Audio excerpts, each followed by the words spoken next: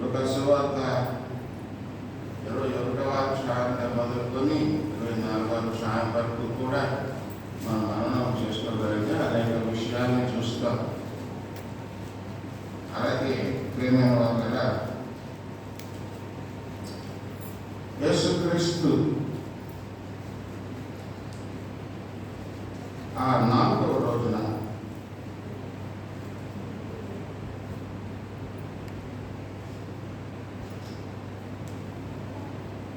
ఆయన శిష్యులందరినీ కూడా మరి కూర్చోబెట్టి వారు జనరల్గా భోజనం చేస్తారు. అందులో రాత్రి ప్రభు రాత్రి భోజనం అంటే, కానీ ఆ రాత్రి భోజనానికి కూర్చున్నారు.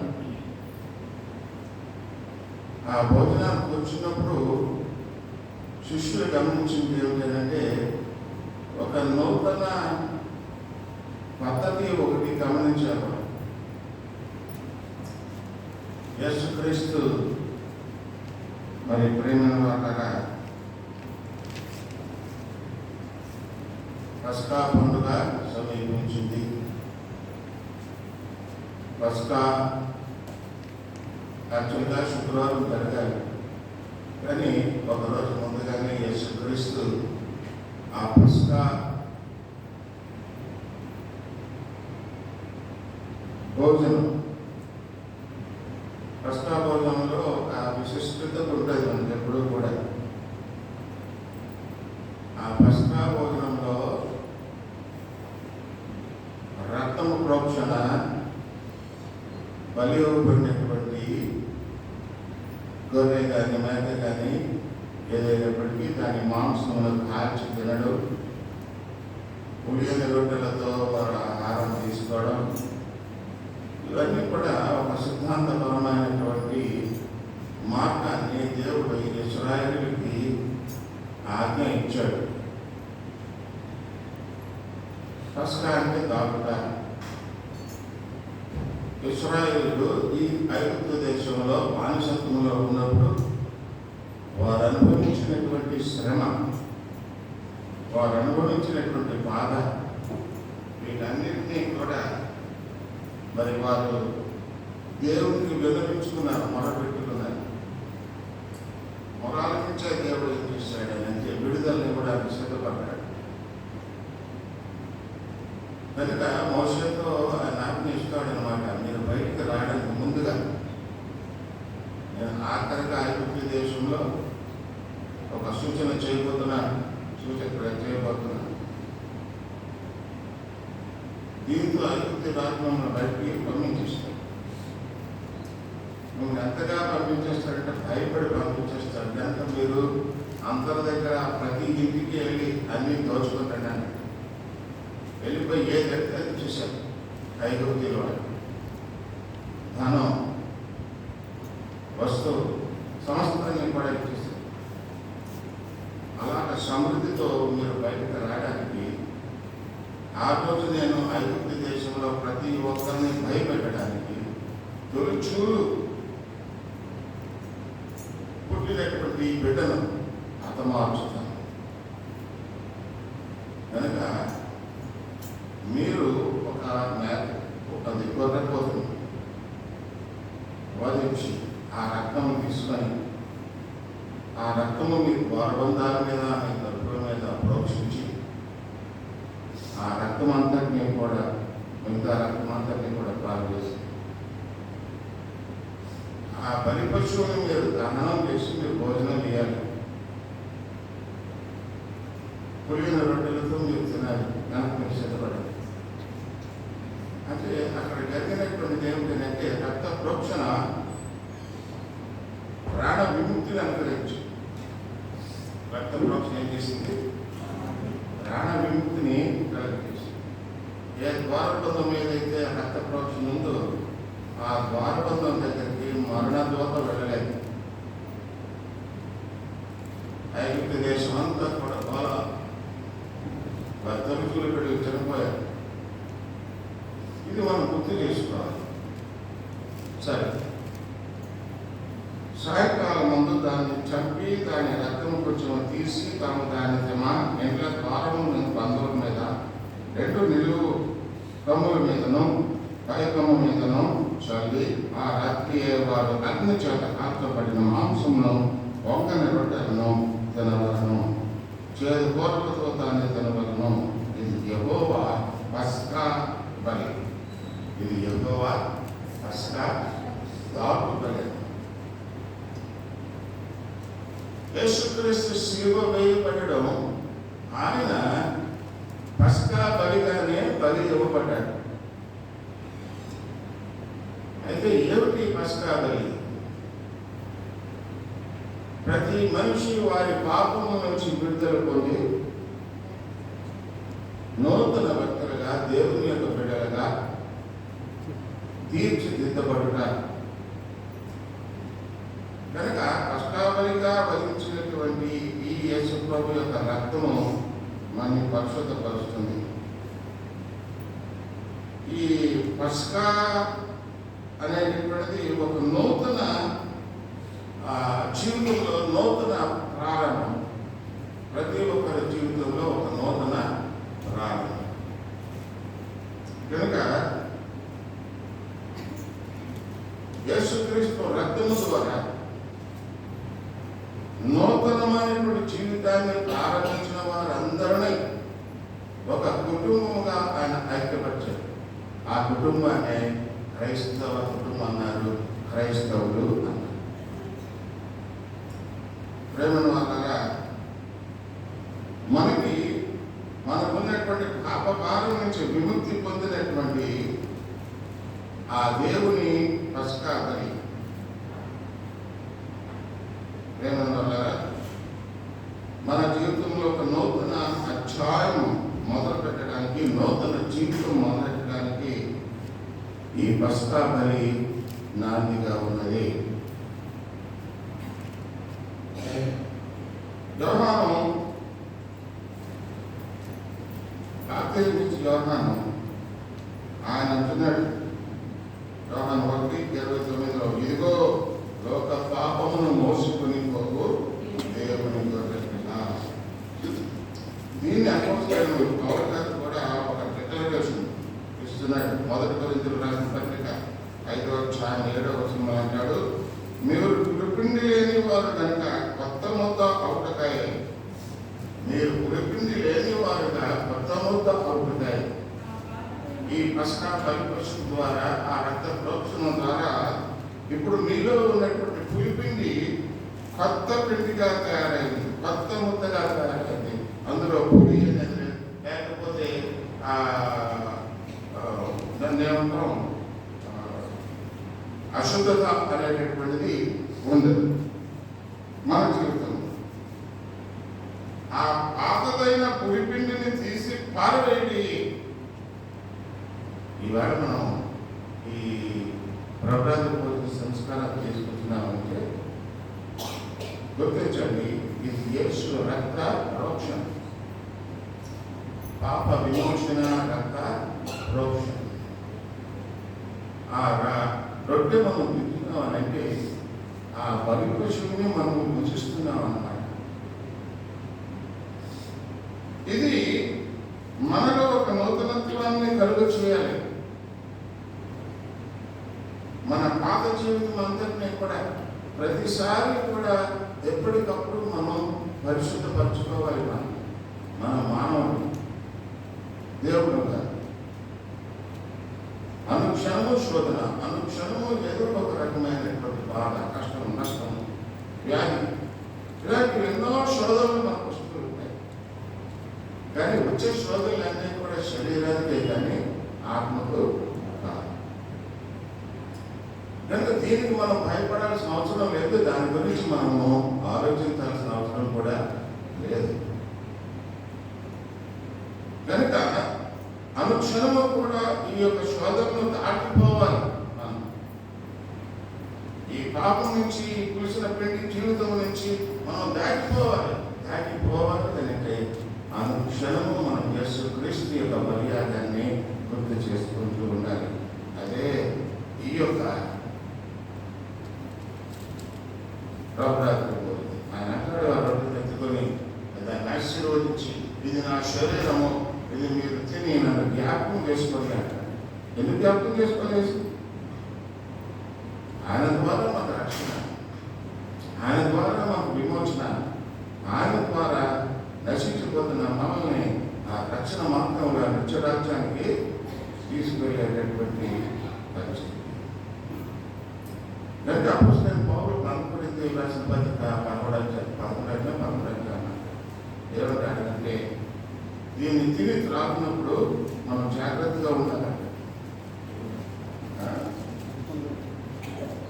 ఎందుకు జాగ్రత్తగా ఉండాలని అంటాడంటే, మనము దీని పరిశుద్ధతను మనం ఆలోచించకుండా ఏదో అలవాటు ప్రకారం మా క్రైస్తవ సంఘంలో ఇది ఎప్పుడు జరుగుతూ ఉంటుంది అనుకొని తీసుకొని తిన్నారనుకోండి, అది మీకు వ్యాధి కలుగు చేస్తుంది, కొంతమందిని అయితే మరణమే కలుగు చేస్తుంది అని అపోస్తలుడైనటువంటి పౌలు చెబుతున్నాడు.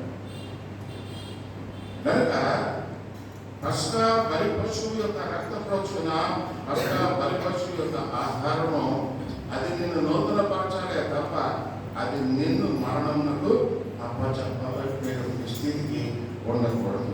ప్రేమ వారా,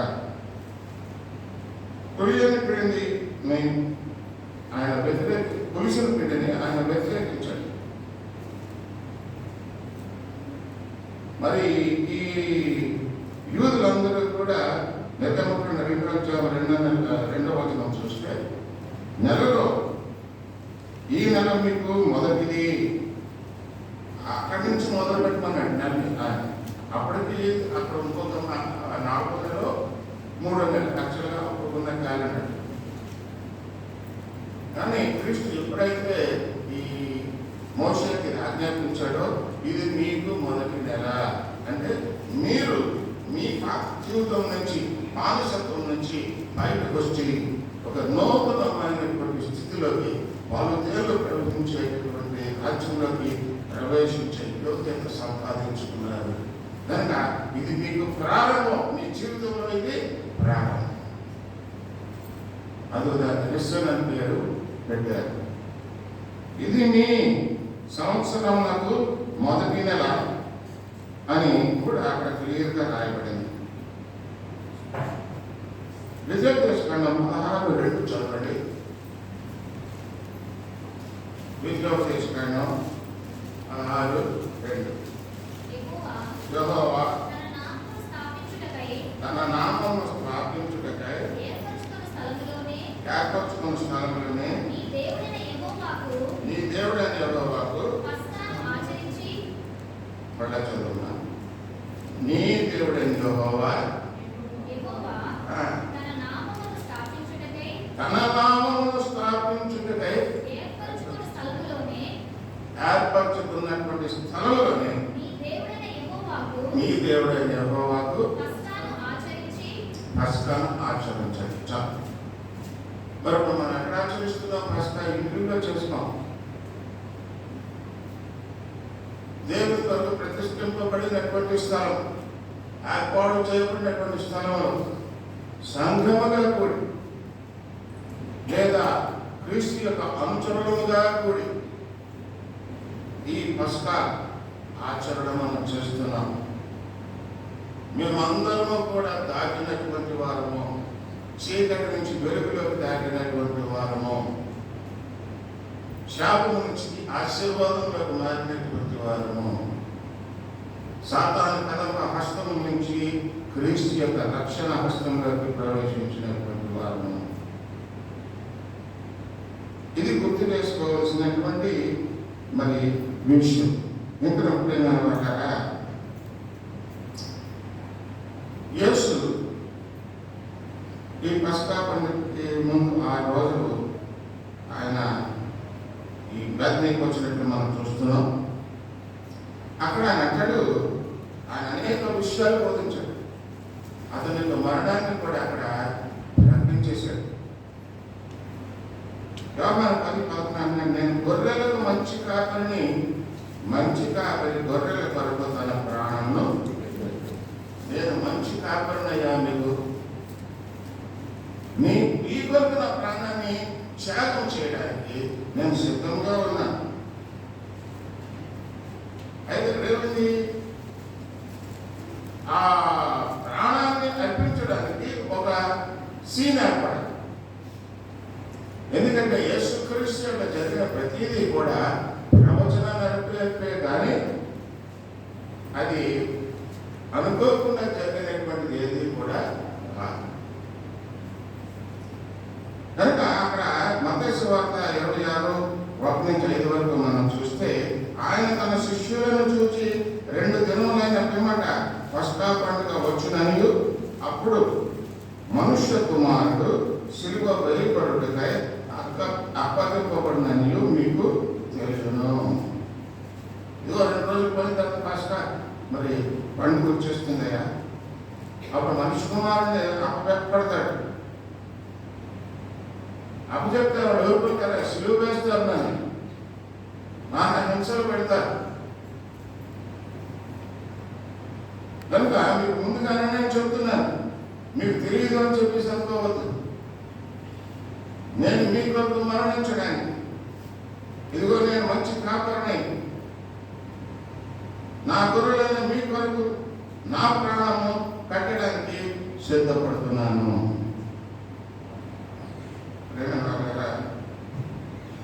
యేసు ప్రభు ఆయన మరణము ఈ ముందుగా ఈ విషయాలన్నీ కూడా శిష్యులకి చెబుతూ, అక్కడ తన యొక్క భోజన భక్తిని, అంటే మొదటి రోజు వచ్చినప్పుడు మార్తా, మరియా, లాజరు అక్కడ ఆయన కొరకు భోజనం ఏర్పాటు చేశారు. అక్కడ వచ్చినటువంటి అనేక మంది వారందరూ భోజన భక్తులు కోరుతున్నారు. ఆ టైంలో మరీ వచ్చేసిందంటే మనం నిన్న విన్నాం, అది దాని గురించి వివరంగా చెప్పుకోవాల్సిన అవసరం లేదు. జటామాంస అత్తర్ను తీసుకొచ్చి తన పాదాన్ని కడిగినప్పుడు, ఆ తలతో తుడిచినప్పుడు అభ్యంతరం పెట్టాడు ఇస్కరియోతు యూదా. అక్కడే ప్రారంభమైంది. అంటే ముందు చెప్పాం కదా, ప్రతిదానికి ఒక సీన్ ఏర్పడాలి. కనుక ఎక్కడ సీన్ ఏర్పడింది అనమాట. ఏర్పడేటప్పటికి యేసుక్రీస్తు మందలిస్తాడు ఇస్కరియోతుని, ఆమె వదిలే, ఆమె నా మరణముకు సూచనగా ఇది చేసింది. ఓ యూదా, ఎవరైతే అభ్యంతరపడుతున్నారో వారందరూ నేను చెప్పేది ఏంటంటే, ఇది ఆమె చేసినటువంటి క్రియ నా చరిత్ర ఉన్నంత వరకు నాతో పాటు ఆమె చరిత్రలో ఉండాలి. అక్కడ చాలా ఫీల్ అయిపోయింది సురేష్. అప్పటికే అతనికి యేసు ప్రభు మీద ఒక రకమైనటువంటి బాధ ఉంది. ఎందుకంటే యేసు ప్రభు దగ్గర చేరడానికి కారణం ఏంటంటే, ఇస్కరియోతు యూదా వారికి స్వాతంత్రం రావాలి అని చెప్పి అతను స్వాతంత్ర యోధుడిగా అతను పని చేస్తున్నాడు. బరబ్బాసు యొక్క బావమరిది, బరబ్బాసు కూడా స్వాతంత్ర యోధుడు. అందుకు కావాలంటే హత్యలు కూడా చేయడానికి వాడు సిద్ధపడిపోయినటువంటి మనిషి. సరే, ఇక్కడ అతను మనసులో గట్టిగా పడిపోయింది, ఇతను మనకు లాభం లేదు, మనకు గౌరవుడు ఏమేవుడు కనుక లాభం లేదన్న. సరే, కష్టం పెట్టుకున్నాడు మనసులో.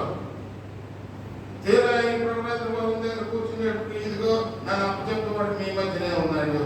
ఎవరు ప్రభా? నేనా నేనా నేనా ఎవరు అని అంటే, నేను నుంచి ఎవరికైనా తీసుకొని తినేవాడే దాన్ని చేస్తాను. అది ఎక్కడ జరిగింది? ఇస్కరియోతు యూదా జరిగింది. అది ఎప్పుడైతే జరిగిందో వెంటనే దురాత్మ ఇతరులలో ప్రవేశించింది అని వాక్యంలో రాశాడు. వెంటనే ప్రవేశించింది అక్కడ దురాత్మ. ఇంకా లాభలేదు అప్పచెప్పారు అనుకున్నాడు. అక్కడి నుంచి వెళ్ళిపోయాడు. ఈ పారసీకుల దగ్గర నుంచి మరి ఆ యొక్క మత గురువులు, ఆ పెద్దలు అందరి మధ్యకి వెళ్ళిపోయి, నేను మీకు అప్పచెప్తాను యేసుక్రీస్తుని, మీరు రాని సంతోషపడిపోయారు. పారసీకులు అందరూ కూడా, మత పెద్దలందరూ కూడా. వచ్చాడు, సరైన వచ్చాడు మనకి. ఎందుకంటే వారు యేసుక్రీస్తుని చంపాలని ఎంత ప్రయత్నం చేసినా యేసుక్రీస్తుని పట్టుకోలేకపోతున్నారు. ఎందుకంటే ఆయన చుట్టూరుకున్న వేల మంది ప్రజలు చేరి ఆయన వస్తున్నారు. ఆ ప్రజలకు భయపడి ఈ నాయకులు ఆయన ఏమి చేయలేని పరిస్థితుల్లో ఉన్నారు. ఎక్కడ పట్టుకోలేకపోతున్నారు. పట్టుకోవాలనుకుంటున్నారు. నాటించి కొట్టాలంటే ప్రజల చేతి కొట్టించాలి. ఆ ప్రజలు యేసుక్రీస్తుని సపోర్ట్ చేస్తూ ఉంటే ఎవరు పడతారు? కనుక ప్రేమైనటువంటి వారుగా ఇక్కడ ఇస్కరియోతు యోధ వారి దగ్గర తెలియనప్పుడు వారు తూచి 30 వెండి నాణ్యాలు ఆయనకి ఆ క్రయధనంగా యేసుక్రీస్తుని అప్పచెప్పడానికి ఇచ్చారు. ప్రేమ వల్ల ఇవ్వబడినప్పుడు యేసుక్రీస్తుని అప్పచెప్పడానికి కూడా ఇతనికి ఎక్కడ అవకాశం దొరకలే. దొరకకపోయేటప్పటికీ ఈ పస్కా పండుగ, ఈ ప్రభరాత్రి భోజన సంస్కారం పూర్తయిన తర్వాత యేసుక్రీస్తు ఏమన్నాడు? ఇక 2 రోజుల్లో పస్కా పండుగ రోజున నన్ను పట్టుకొని సిలువ వేస్తారు అని ముందుగా చెప్పారు. మీకు చదివించాను. కనుక అతను వెంటనే తెలిసిపోయింది. అయితే నెక్స్ట్ డే వెళ్ళిపోతాడు ఈయన అప్పచెప్పారు అనుకున్నాడు. ఈ శిష్యుని తీసుకొని ఆయన గచ్చమైన తోటకు వెళ్ళిపోయాడు. ఆయన ఎప్పుడు కూడా గచ్చమైన తోటలో వెళ్ళి మోకరించే రాత్రితో ప్రార్థన చేయడం ఆయన అలవాటు. దేవుడితో మాట్లాడడం ఆయన అలవాటు. కనుక అదే రాత్రి గచ్చమైన తోటలోకి వీళ్ళందరినీ తీసుకొని వెళ్ళిపోయి వాళ్ళు అక్కడ ఉంచి ఆయన చెప్తాడు, ఈ రాత్రి కొంచెం మెలుగుగా ఉండండి రా బాబు. నన్ను అప్పచెప్పేవాడు మీలోనే ఉన్నాడు. ఎవడాడు అప్పచెప్పినాడు? వస్తే నరికేస్తాను, పెట్టేస్తాం, ఇంకా కొత్తలు మా దగ్గర కత్తులతో పని జరుగుతుంది. మీరు మెలుగుగా ఉండి నా గురించి ప్రార్థన చేయండి, నా గురించి ప్రార్థన చేయండి అని చెప్పి ఆయన తోటలో వెళ్ళిపోయి ఆయన ఒంటరిగా ప్రార్థన చేశారు. ముమ్మారు వెనకొచ్చి చూసిన శిష్యులందరూ నిద్రపోతూనే ఉన్నారు. ఎవరు ప్రార్థన చేయరు.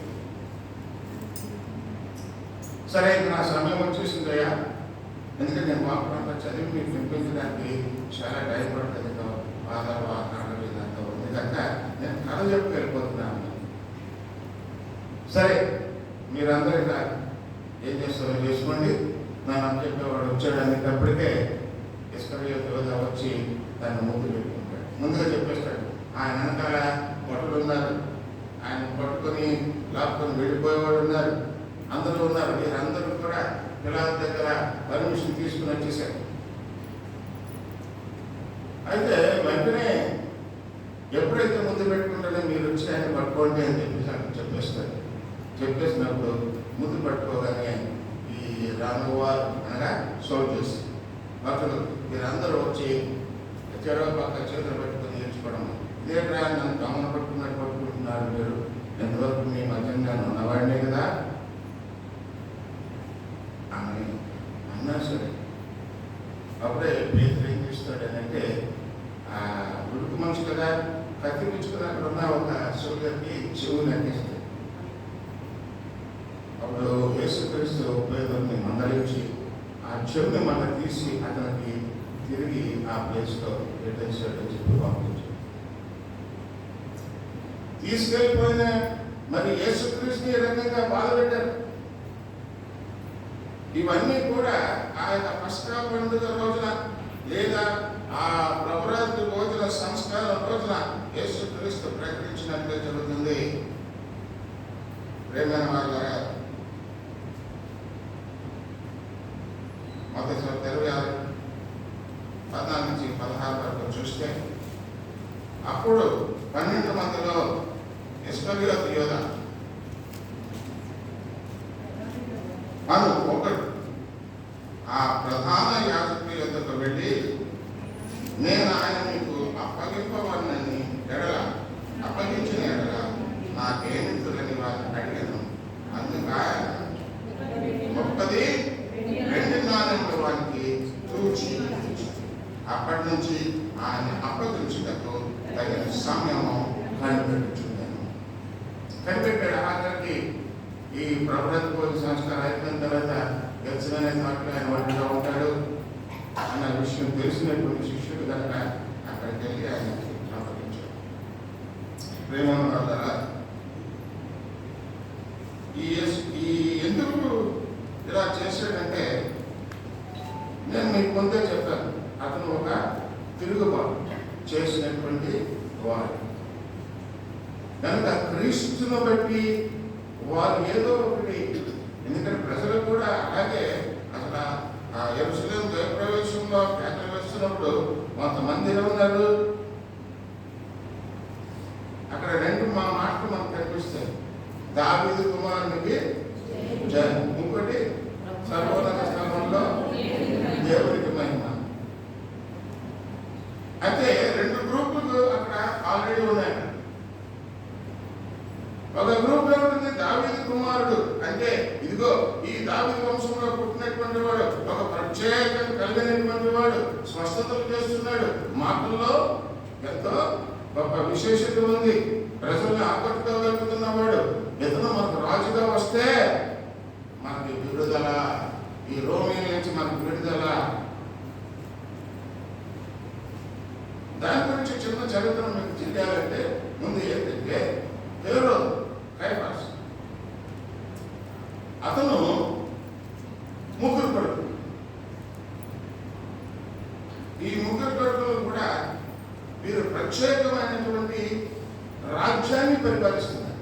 ముగ్గురే కాదు, కైఫాస్ అతను రాజ్యాన్ని పరిపాలిస్తున్నారు. అయితే రోమన్ సామ్రాజ్యం అప్పటికి ఇంకా వీరిని సొంతం చేసుకోవాలి. ఇతను చూస్తే ఒక డిక్టేటర్ అయిపోతున్నాడు హేరోదు రోజు రోజుకి. కనుక రోమన్ సామ్రాజ్యానికి వారు చూసి వారి మీద యుద్ధానికి వచ్చి వారిని చెరబట్టి ఏం చేశారంటే మళ్ళీ హేరోదునే వారికి రాజుగా పెట్టి, ఎందుకంటే మన ప్రజల్లో తెలుగు రాకుండా వారికి ఒక గవర్నర్ని పెట్టారు. ఎవరా గవర్నర్ అంటే పిలాతు గవర్నర్. కనుక ఈ సందర్భంలో మనం గుర్తు చేసుకోవాల్సింది ఏంటంటే, ఆల్రెడీ రోమన్ల మీద ఒక తిరుగుబాటు ఒక వర్గంలో ఉంది. అయ్యా మనం పట్టుకున్నాడు, మన స్వాతంత్రం లేకుండా చేస్తున్నాడు. హేరోదుకి పిలాతుకి పట్టలేదు ఈ విషయాల్లో, ఎందుకంటే పరిపాలన విషయాల్లో హేరోదుకి పిలాతుకి మధ్యన చాలా భయం ఉంది.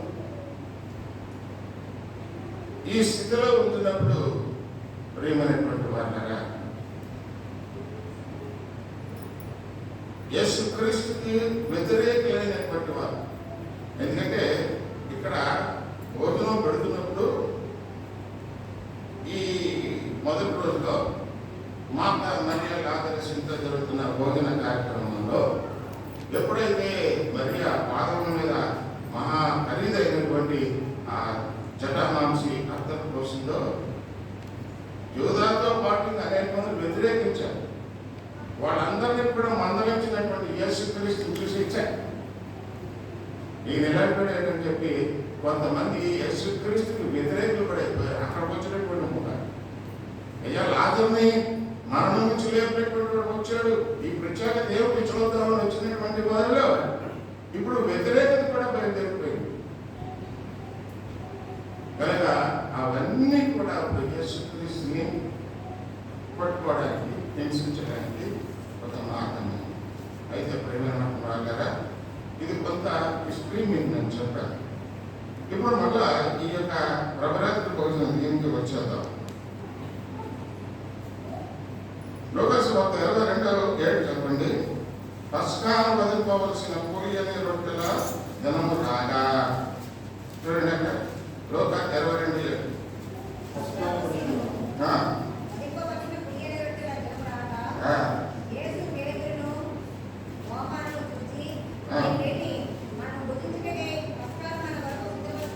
చాలు, పస్కాను వదిలిపోవలసినటువంటి పులియని రొట్టెల దినము రాగా అంటే యూదా ఆచారం ప్రకారం పస్కా పండుగ జరిగేటటువంటి సమయంలో,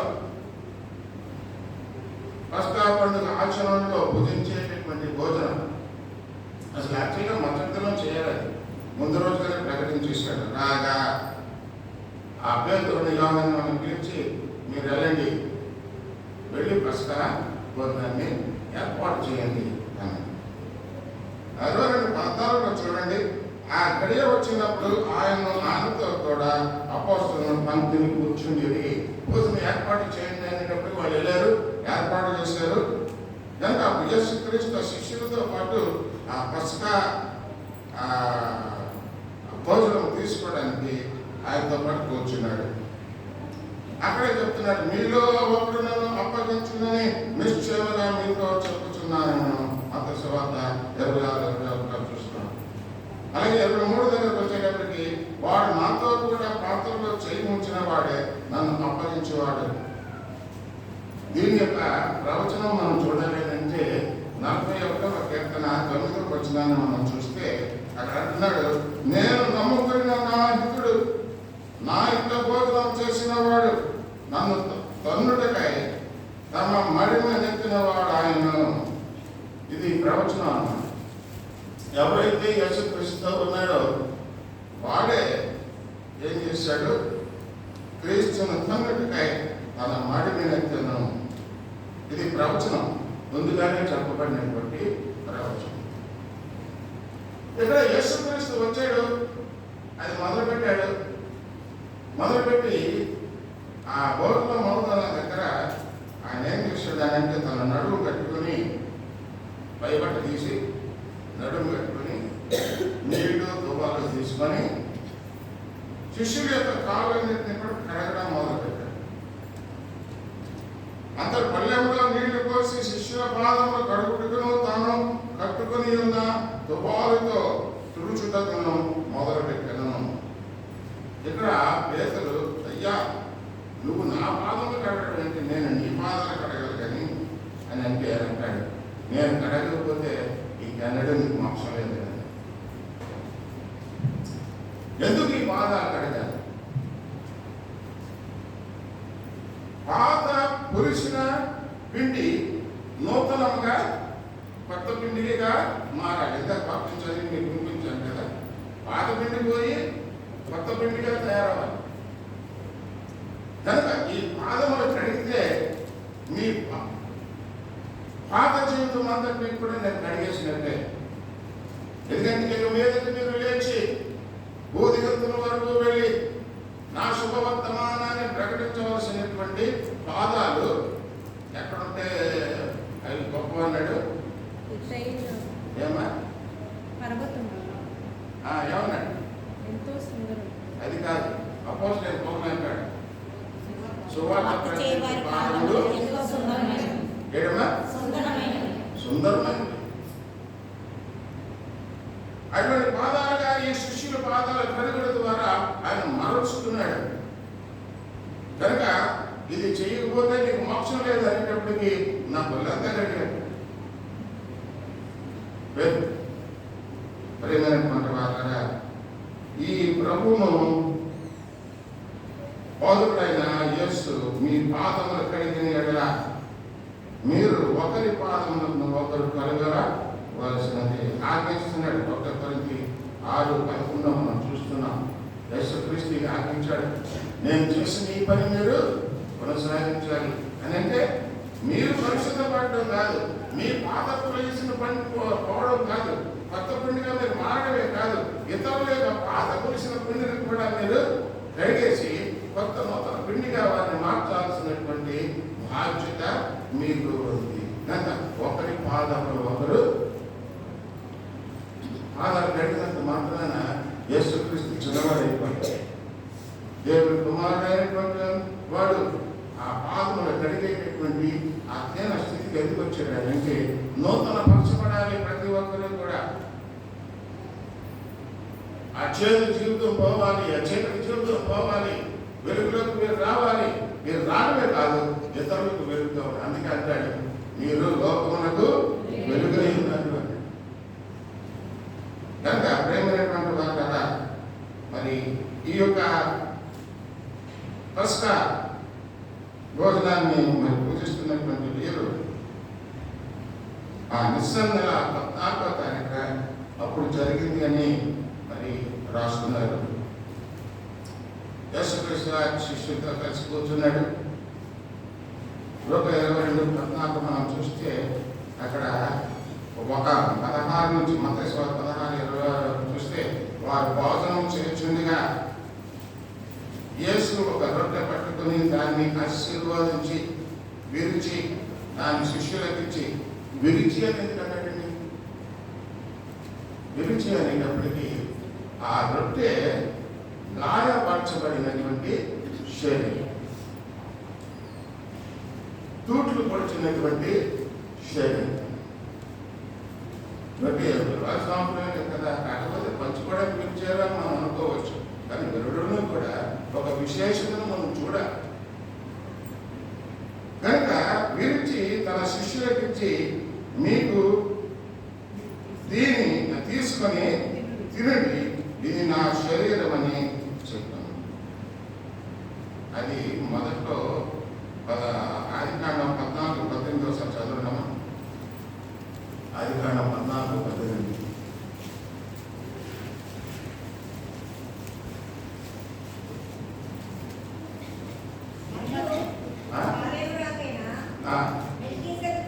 మెల్కీసెదెకు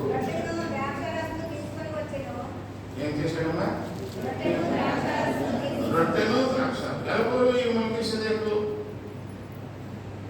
మెల్కీసెదెకు జనము లేదు, మరణం లేదు. ఈ మెల్కీసెదెకే యెహోవాతో పాటుపడ్డాడు. అటువంటి దేవుడే ఏం చేస్తున్నాడు ఇక్కడ ఈ ఆదికాండంలో? రొట్టె ద్రాక్షారసం తీసుకొస్తూ ఏమంటున్నాడు? ఒక్కలే చదవండి. అతడు సర్వోన్నతుడకు దేవునికి యాజకుడు. అతడు సర్వోన్నతమైన దేవునికి ఎవరు? మెల్కీసెదెకు. అప్పుడు అతడు అబ్రాహామును ఆశీర్వదించి, ఆకాశమునకును భూమికిని సృష్టికర్తయును సర్వోన్నతుడును అయిన దేవుని వలన అబ్రాహాము ఆశీర్వదించబడున గాక అనియు. ఈ రొట్టె ద్రాక్షారసం తీసుకొచ్చి అబ్రాహాముకు ఇస్తూ, ఇది నీకు ఆశీర్వాదమయ్యా అన్నాడు. ఇతను ఎవరు? దేవునికి యాజకుడు. కనుక ఈ అబ్రహాము ఎప్పుడైతే తీసుకున్నాడో ఏమన్నాడంటే, నేను సంపాదించిన అన్నింటిలో కూడా దేవుడికి 10% ఇస్తున్నాడు. మనం అందరం 10% ఇస్తున్నాం లేదు నాకు తెలియదు, కానీ నేను పట్టిస్తున్నాను. 10% దేవుడికి ఇస్తున్నాను. ఇచ్చే రోజు ఆశీర్వాదం పడ్డాడు అబ్రహాము. ఎందుకంటే ఆ రొట్టె ద్రాక్షారసం తీసుకొచ్చి ఆ యాజకుడైనటువంటి మెల్కీసెదెకు అబ్రహాముతో మాట్లాడుతున్నాడు, ఇది నీకు ఆశీర్వాదం. ఈ ఆశీర్వాదం అయితే ఆ ఆశీర్వాదంలో 10% తిరిగి నేను దేవుడికే ఇస్తున్నాను. మన జీవితమే ఒక ఆశీర్వాదం, మన పుట్టికే ఒక ఆశీర్వాదం. మనం ఈనాడు సజీవ లెక్కలు ఉన్నామంటే అది ఒక ఆశీర్వాదం. కనుక మన జీవితంలో ఏదైనా 10% ఆయనకి ఇచ్చేయాలి. సరే, డబ్బుల గురించి నేను మాట్లాడను, కానీ దేవుని ఆరాధించడంలో ప్రతిరోజు 2:40 మనం దేవునికి ఇవ్వవలసినటువంటి వారు. అందుకంటే పొద్దున ప్రార్థన, రాత్రి ప్రార్థన. ఇది ఎప్పుడైతే కుటుంబ వ్యవస్థలో ఉంటుందో వారు ఆశీర్వాదింపబడతారు. రక్త ప్రోక్షణ చేత వారు నూతనపరచబడతారు, నూతన జీవితాన్ని కలిగి ఉంటారు. క్రీస్తు శరీరం అనుకుంటున్న రొట్టెల ద్వారా క్రీస్తులో పాలి భాగస్తులే ఉంటారు. దేవుని స్తోత్రం. సామెతలు 6:8 చదవండి.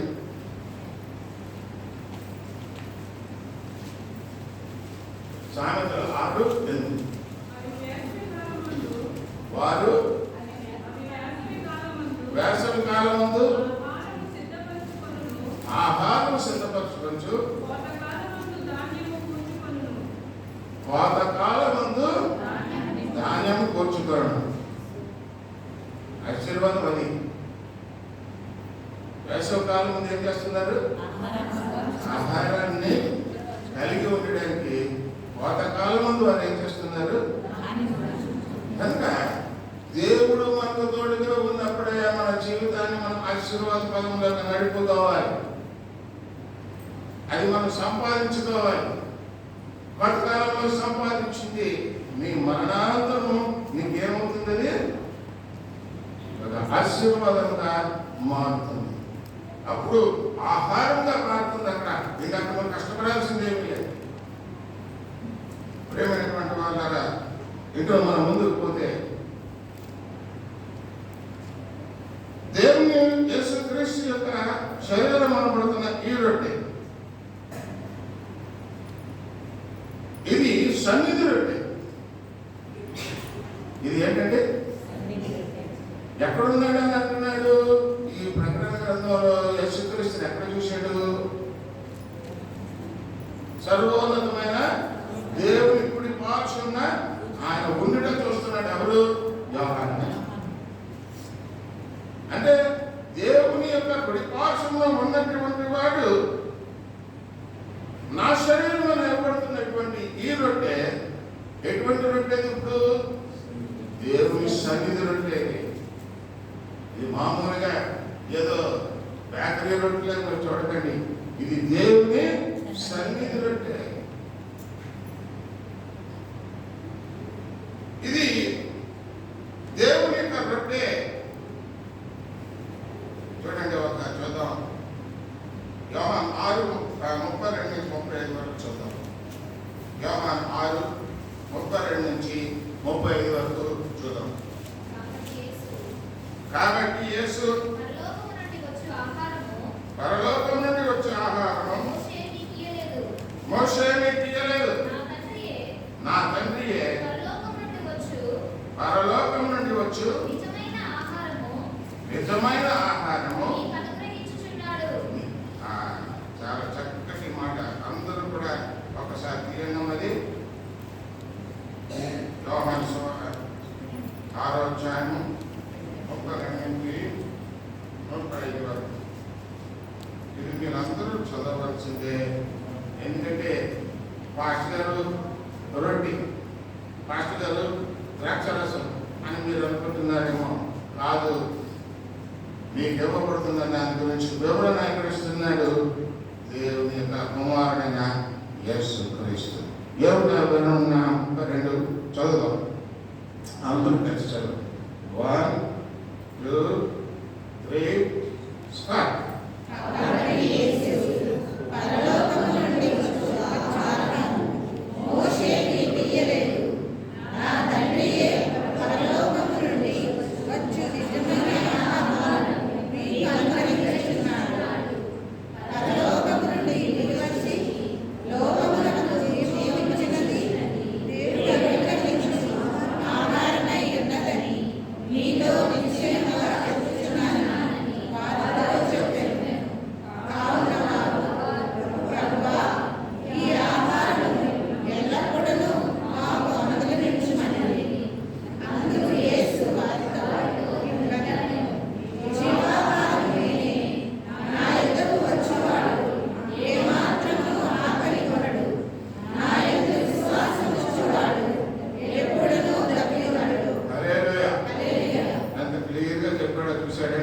పరలోకము నుండి వచ్చు ఆహారం మోషే మీకు ఇవ్వలేదు. ఆ ఎడారిలో ఇశ్రాయేలుకి దేవుడు ఇచ్చినటువంటి ఆహారం మన్నా. అది కేవలం శారీరకమైనటువంటి ఆహారం. కానీ ఇప్పుడు మనం తీసుకుంటున్నటువంటి ఆహారం శారీరకమైన ఆహారం కాదు. అదే కూడా చెప్తున్నాడు. నా తండ్రియే ఏంటమ్మా? పరలోకం నుండి వచ్చు నిజమైన ఆహారము. ఇప్పుడు మీరు భుజించే ఆహారము ఈ రొట్టె, ద్రాక్షారసము ఏ ఆహారం? ఇది పరలోకం నుండి దిగి వచ్చినటువంటి ఇది నిజమైనటువంటి ఆహారం. పరలోకం నుండి దిగి వచ్చి లోకమునకు జీవమునిచ్చున్నది దేవుడు అనుగ్రహించు ఆహారమై ఉన్నది. ఇది మీకు ఏం చేస్తుంది? నిత్య జీవాన్ని ఇస్తుంది. మీ ఆత్మీయ పోషణకు ఇది మూలం. శరీర మూలం కాదు, ఆత్మకు మూలం. ఈ ఆత్మ ఏం చేస్తున్నాడు? లోకమునకు జీవమునిచ్చినది, మీ ఆత్మకు సజీవము అయ్యేటట్టిస్తున్నాడు. ఇది నాకు చావు ఇది ఉండదు. అది పరలోక రాజ్యంలో దేవుని సన్నిధానంలో ఉంటుంది. మీతో నిశ్చయంగా చెప్తున్నాను, వారితో చెప్పారు. కావున వారు ప్రభువా ఈ ఆహారము ఎల్లప్పుడూ మాకు అనుగ్రహించు. ఇప్పుడు మనం ఏం చేస్తున్నాం? ప్రతి నెల ఈ రోజు పుచ్చుకోవాలని మేము ఎక్కడ బైబిల్లో లేదు. అది ప్రతి వారం తీసుకోవచ్చు, నెలకోసారి తీసుకోవచ్చు, సంవత్సరం ఒకసారి తీసుకోవచ్చు, ఎప్పుడైనా తీసుకోవచ్చు. ఈ ప్రభుత్వం రాత్రి అయినా తీసుకోవచ్చు, పగలైనా తీసుకోవచ్చు. కనుక ఇక్కడ ఆయన అంటున్నాడు, ప్రభువా ఈ ఆహారం ఎల్లప్పుడూ మాకు అనుగ్రహించము. అందుకే నేను వచ్చు పర్యంతము మీరు నాకు సాక్షులే ఉండాలి. ఇదిగో ఈ రొట్టె నా శరీరం, ఈ ద్రాక్షారసము నా రక్తము మీ కొరకు చిందింపబడినటువంటి నిబంధన రక్తము. నిబంధన చేసుకుంటున్నాడు దేవుడు. ఈ ప్రోక్షణ ద్వారా మీరు మరణం నుంచి జీవంలోకి బయలుదేరారు. పులిసిన పిండంతా పోయి కొత్త పిండిగా తయారయ్యారు. చీకటిలోంచి వెలుగు ప్రవేశించారు. ఈ రొట్టెను నా శరీరమును మీరు భుజించినప్పుడు నేను వచ్చి పొందుతామో మీరు గుర్తించుకుంటారు. కనుక అనదు మాకు ఎప్పుడు ఈ ఆహారం ఏం ప్రభావాలంటే ఇదిగో మీకు అనుగ్రహిస్తున్నాం కదా అంటున్నాడు. అందుకు యేసు వారితో చెప్పాను, జీవాహారము నేనే, నా యందు నమ్మకం ఏమాత్రం ఆకలివాడు, నా యందు విశ్వాసించేవాడు ముగింపు చేశారు. తర్వాత ఏమన్నాడంటే ఆయన గిన్నె పట్టుకొని కృతజ్ఞతాస్తుతులు చెల్లించి వారికి దీనిలో మీరందరూ త్రాగుడి, ఇది నా రక్తము, అనగా పాప క్షమాపణ నిమిత్తము అనేకుల కొరకు చిందింపబడుచున్న నిబంధన రక్తము. ఏం చేస్తుంది రక్తము? పాప విమోచనం కలుగజేస్తుంది. పాప క్షమాపణ నిమిత్తము నీవు ఈ రక్తం అనబడుతున్న నా రక్తం అనబడుతున్న ఈ ద్రాక్షారసం ద్వారా నీకు పాప విమోచనం కలుగుతుంది. నువ్వు నూతన పరచబడుతున్నావు కనుక ఇది నీకు నాకు వచ్చిన ఒప్పంద రక్తం. ఇది ఏమిరా ఒప్పందం? నిత్య జీవమునకు భాగస్వామ్యం, మరణమైన నీ జీవితానికి నూతనత్వం. ప్రేమైన వారుగా ఇంకా మనం అందరికీ చూడాల్సింది ఏంటంటే రక్తము జీవమునకు సాదృశ్యం.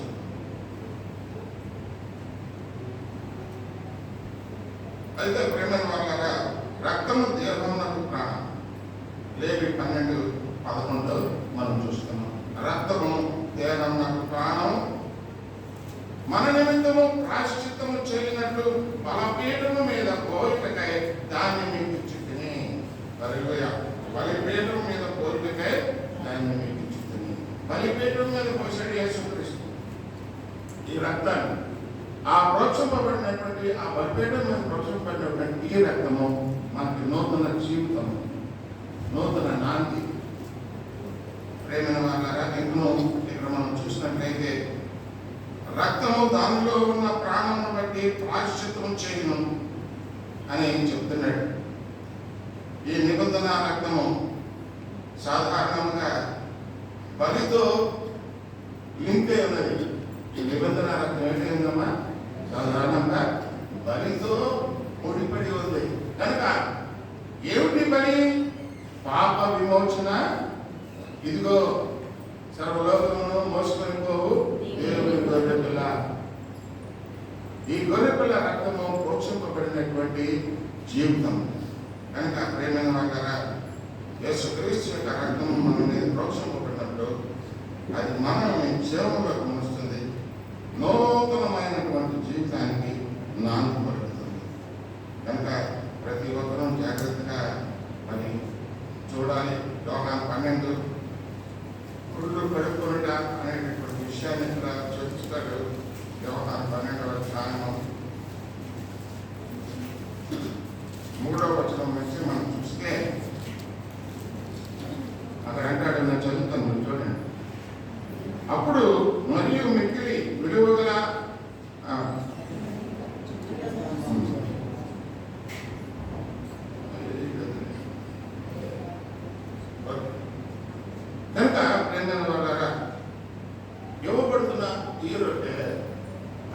ఏంటది?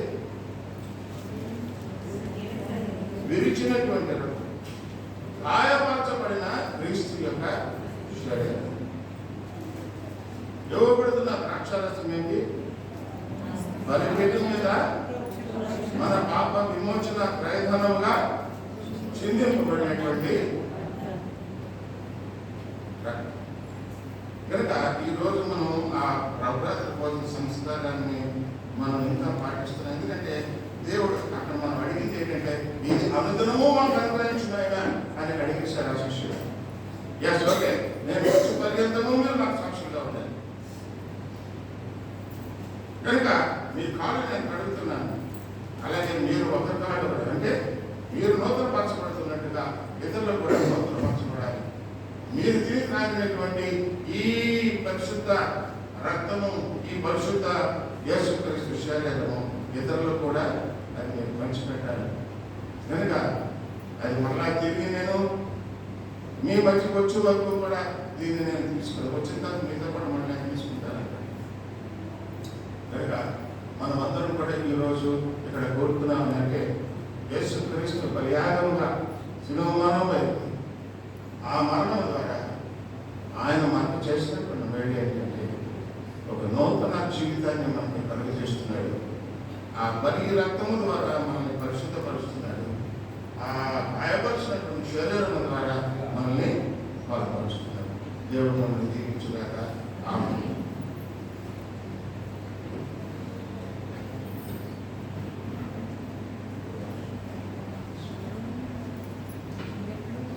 ప్రార్థన.